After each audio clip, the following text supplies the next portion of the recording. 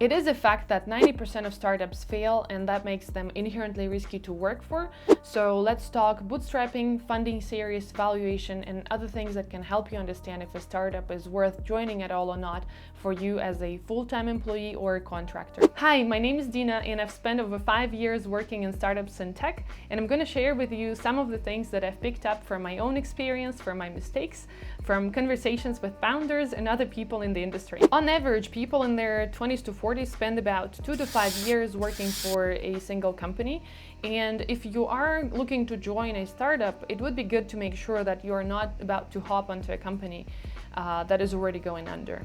When I apply for a job with a startup, I make sure to do my due diligence even before I send in my application. The things that you might want to consider before applying are the legitimacy, the financial side, and the team. First things first, check that the business is legit to avoid obvious scams. Make sure that the company does actually exist, and for this you might want to search for its legal name in the business registries in the countries where the company is claiming to be from. Next, check their product. Does it look like a real existing product to you? Does it make sense? Do they have any existing users? Check their social media accounts, Slack and Discord communities to see what their users are saying about their product.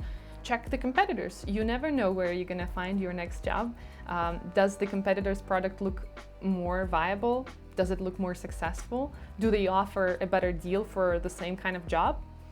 To get more bucks. One of the most important things is the financial side, and I cannot overemphasize that there should be a very thorough research done at this stage. This is the stage where most of the applicants fall into scams by just simply failing to do their homework. Startups are usually not profitable. There's no money in there. There's no money. And they have to find some either internal or external funds to use to run their business. And by the nature of their funding, startups can be either bootstrapped or venture capital backed. And the way to find this information would be just by simply Googling the company name and then the keywords, either bootstrapped or funding series. And this should bring back some results if there has been any announcements. And believe me, companies are usually really loud across their social media and blogs about both getting funded and being bootstrapped. They use it and they sell it as an advantage to their future investors, customers, and potential employees like us. Now let's talk about what it means for a startup to be bootstrapped. It means basically that they're not getting any external funding. Instead, bootstrap founders rely on their personal savings, lean operations, or some alternative ways of funding. For example, a bootstrap company may take pre-orders for its product and use the funds generated from the orders actually to build and deliver the product itself. When it comes to venture capital-backed startups, they usually receive funding from venture capital investors in exchange for a percentage of their equity. And my go-to platforms to search for information about funding rounds would be Crunchbase, AngelList, and TechCrunch. They are the platforms that investors usually use to search for the next company they invest in.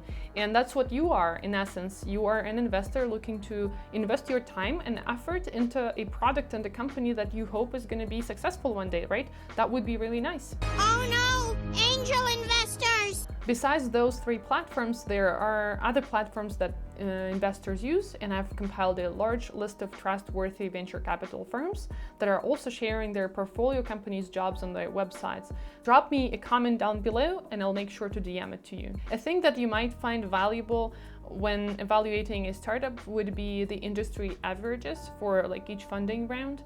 I've linked in the description below 2 articles, one from Investopedia and one from funds.net. They will help you ramp up on the funding rounds and understand what each of them means for a startup, its product, and the team, the processes as well. And I've also summarized the funding sizes for you here in the Notion table. Feel free to pause the video and take a screenshot. Now, what do you do when you don't find any information online about a startup either being bootstrapped or having raised capital? Well, you will have to ask them about this directly at an interview, but be very tactful about the things that you're asking them about, because some of the information might be considered to be too sensitive to share with a person from outside who hasn't yet joined their team.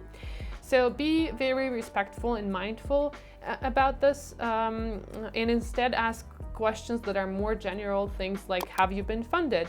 Have you raised any capital? And if they're willing to share this information, they will for sure share the specifics with you.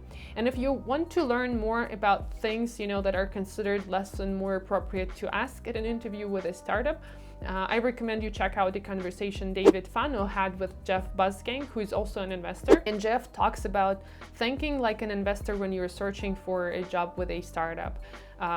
There's tons of valuable information in there. Be sure to check it out. I'll link it in the description below. Another word that you might see frequently on the tech news is unicorns.